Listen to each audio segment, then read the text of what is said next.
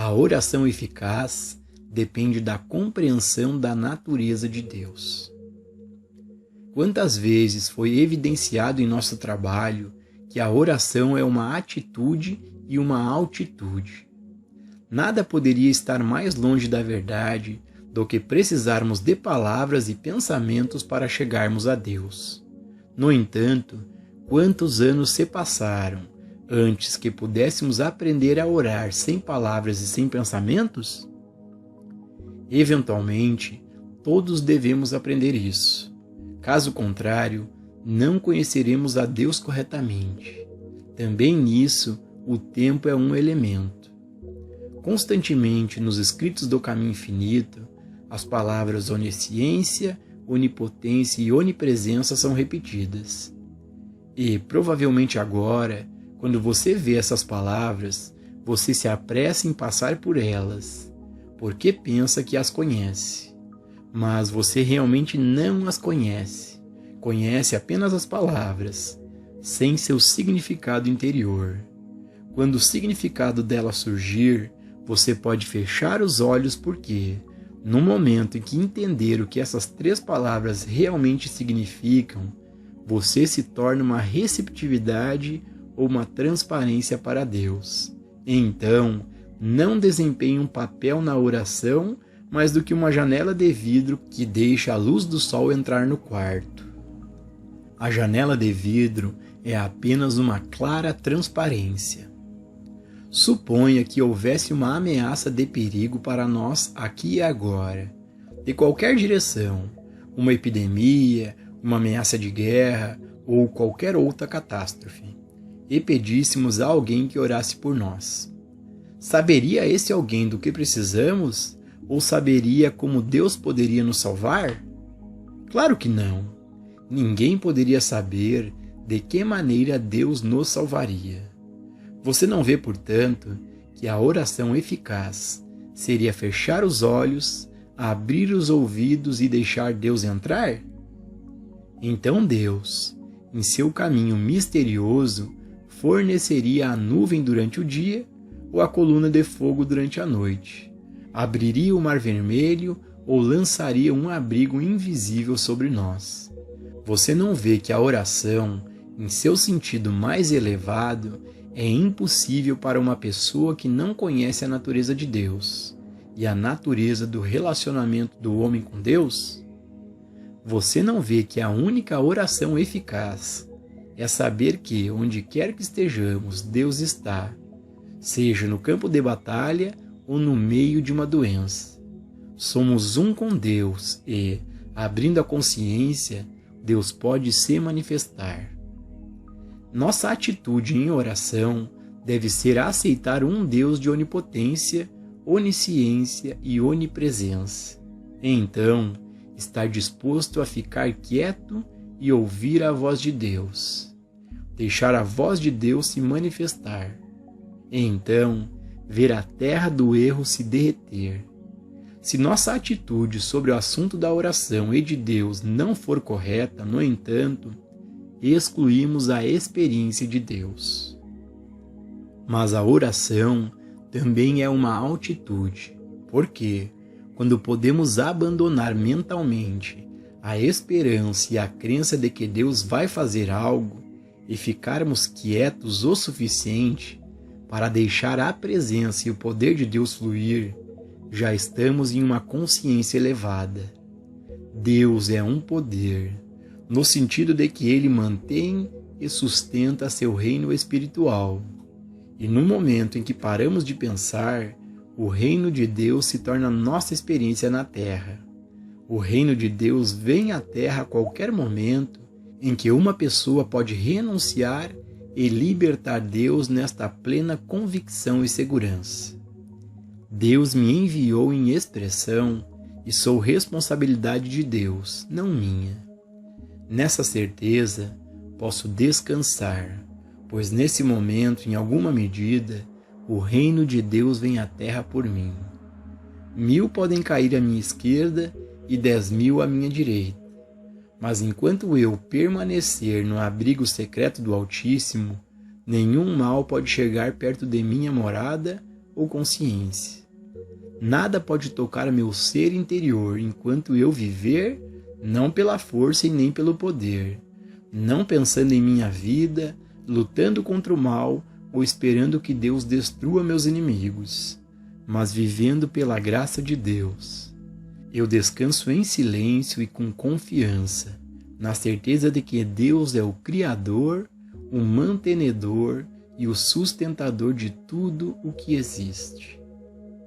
A atitude e a altitude da oração exigem total humildade, visto que os pensamentos de Deus não são nossos pensamentos, e visto que os caminhos de Deus não são os nossos. Como poderíamos ter qualquer garantia por entregarmos nossos pensamentos a Deus, ou acreditar que nossos pensamentos têm algum peso para Deus?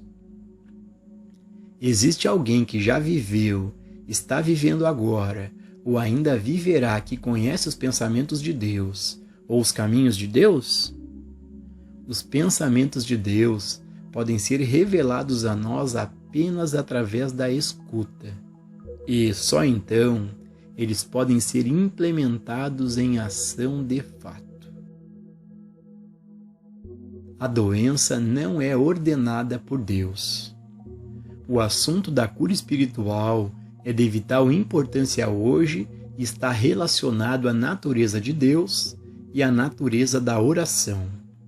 Os curadores evangélicos deram início a essa área e despertaram interesse no assunto, de modo que agora muitas das igrejas protestantes estão investigando a possibilidade de cura espiritual.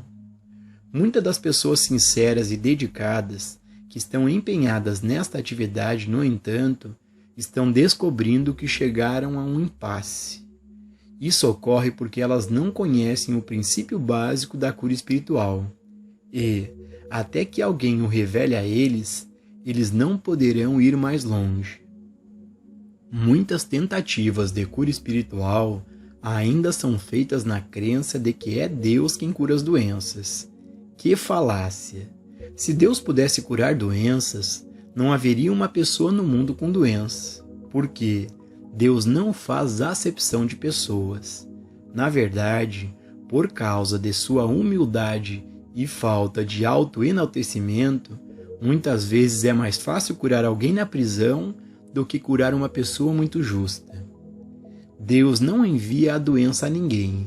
Deus não faz com que ninguém seja pecador, nem em nenhum momento ou por qualquer motivo causa a morte. Então, qual é a causa dos problemas do mundo? A crença em dois poderes. Isso foi revelado como a causa do pecado e da doença desde Adão e Eva.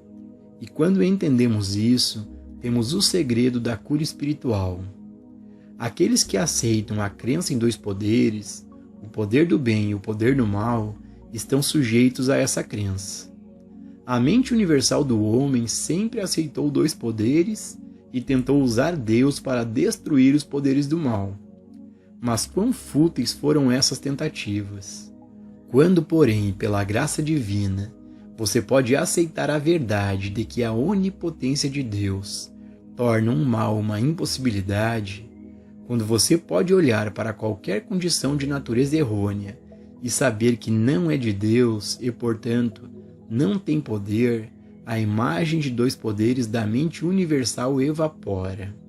A cura espiritual ocorre quando o praticante ou ministro sabe: graças a Deus, isso não foi ordenado por Deus.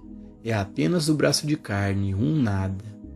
Isso existe apenas na mente universal do homem, que é composta por dois poderes. Mas não existem realmente dois poderes, e quando o reino de Deus chega a uma experiência individual, você descobre que as coisas ou pessoas que você temia como sendo tão poderosas perderam seu poder. Então, você está naquele estado de consciência em que o cordeiro se deitará com o leão. Ao se deparar com qualquer forma de pecado, doença, carência ou limitação, sua primeira reação deve ser: isso é uma aparência e eu sei disso. não é de Deus, e eu também sei disso. Com essa segurança interior, você pode se libertar e se acomodar novamente em paz interior. Humanamente, somos treinados e condicionados a reagir às aparências e temê-las. Mesmo depois de chegarmos a um modo de vida espiritual e acreditarmos que estamos bem no caminho, ainda temos tremores quando nos deparamos com certas aparências. O próprio Mestre já havia se tornado uma luz espiritual quando teve a experiência das 3 tentações. Do ponto de vista humano, é natural reagir às aparências, e ninguém superou isso totalmente. Mas agora estamos aprendendo a julgarmos não de acordo com a aparência. Quando vier a tentação de temer uma aparência, não tente se afirmar ou se declarar fora dela. Em vez disso, olhe diretamente para ela e reconheça a si mesmo como sendo tentado por uma aparência da mente carnal. Deus nunca teve um inimigo, seja na forma de uma pessoa ou de uma condição, em algum momento. Podemos acreditar que temos inimigos. Podemos temer as imagens da mente carnal, mas Deus é onipotência, onipresença e onisciência, além das quais não há nada. Por isso, é importante lembrar que Deus é a consciência da qual todo este universo é formado. Esta consciência de Deus, que é pura demais para contemplar a iniquidade, não contém nada destrutivo para si mesma e, portanto, nada destrutiva para o homem, porque o homem é a emanação da consciência de Deus. Se você vive, se move e tem seu ser na realização de Deus como consciência, você está vivendo no céu. O céu é a sua terra, e as leis do céu funcionam como as leis da sua terra. Mas se você aceita o bem e o mal, ou se você acredita por um momento que Deus escolheu um povo, você perdeu tudo. Você deve ver que, por trás deste mundo da forma, existe uma consciência invisível, da qual tudo o que existe é formado. Deus é a consciência divina universal, e não pode haver exceções. O dom da cura espiritual pode ser perdido se você acreditar que depende do que a pessoa faz ou deixa de fazer. A cura não depende do que o homem faz. É dependente da consciência do homem, da natureza de Deus e da natureza do erro. No momento em que você vê qualquer condição humana como sendo punível por Deus ou não sujeita a Deus por qualquer razão, você perde o dom da cura. Para curar, uma pessoa deve ser capaz de trazer tanto o santo quanto o pecador, o iluminado ou o ignorante, para a verdade. Quanto maior for a sua capacidade de relaxar na certeza de que Deus é realmente onipotência, onipresença e onisciência, maior será a capacidade de cura, porque a atitude e a altitude da consciência que renuncia à crença em 2 poderes é a atividade que restaura a harmonia. O significado da fé. É importante para os alunos do Caminho Infinito compreender o significado da palavra fé. Eles podem fazer isso se omitirem a palavra em após a palavra fé.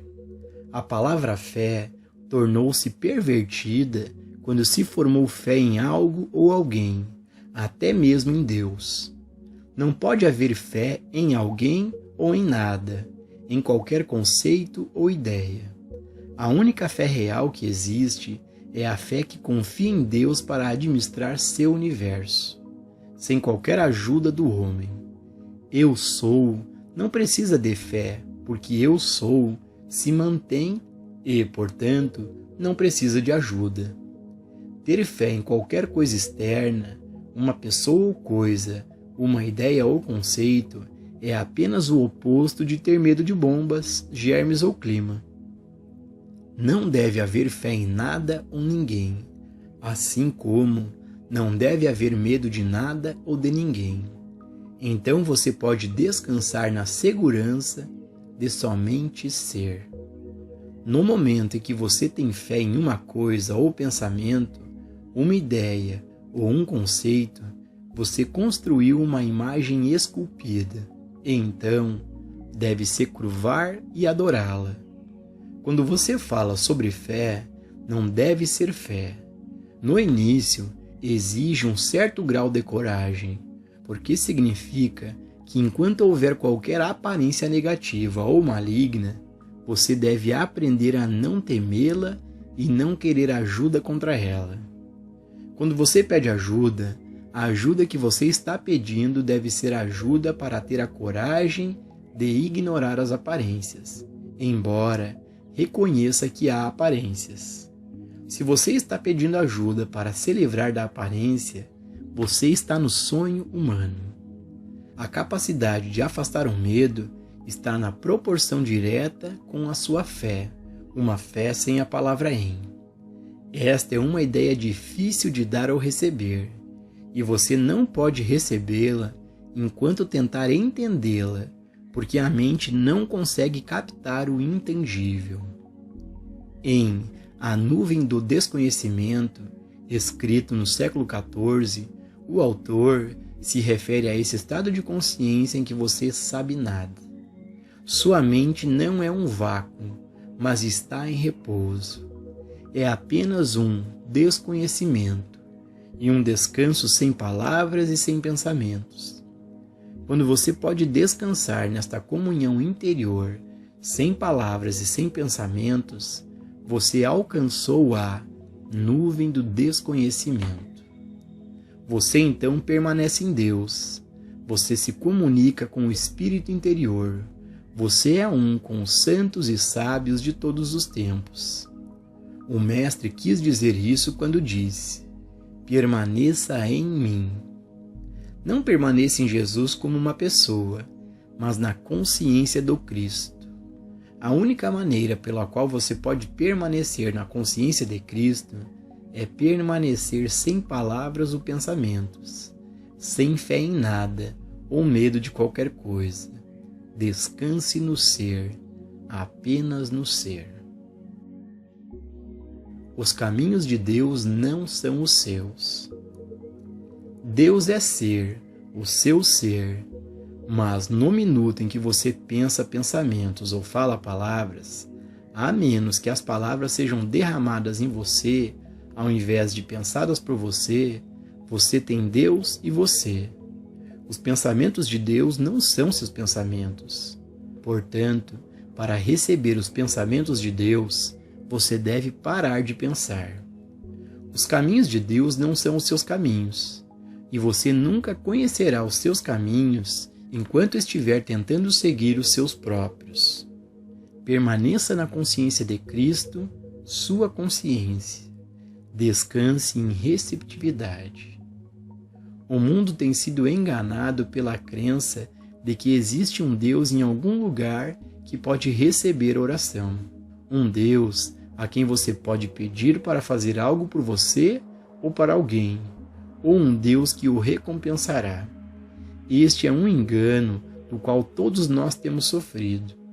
Você verá como a transição é difícil quando se sentar para um momento de paz e perceber: eu tenho fé. E então, ter que se interromper ali mesmo. Fé? Fé em quê? Em quem? Por qual razão? E você deve se recusar a responder. Não pode haver fé em ninguém ou em nada. Apenas fé em que o ser está sendo. Você pode saber positivamente quando não está orando. Quando você tem algum pensamento sobre este assunto em sua mente, então você não está orando. Mas quando você pode abandonar toda a preocupação por este mundo e permanecer sem palavras ou pensamentos em sua consciência interior, você está em oração e em comunhão com a fonte do ser.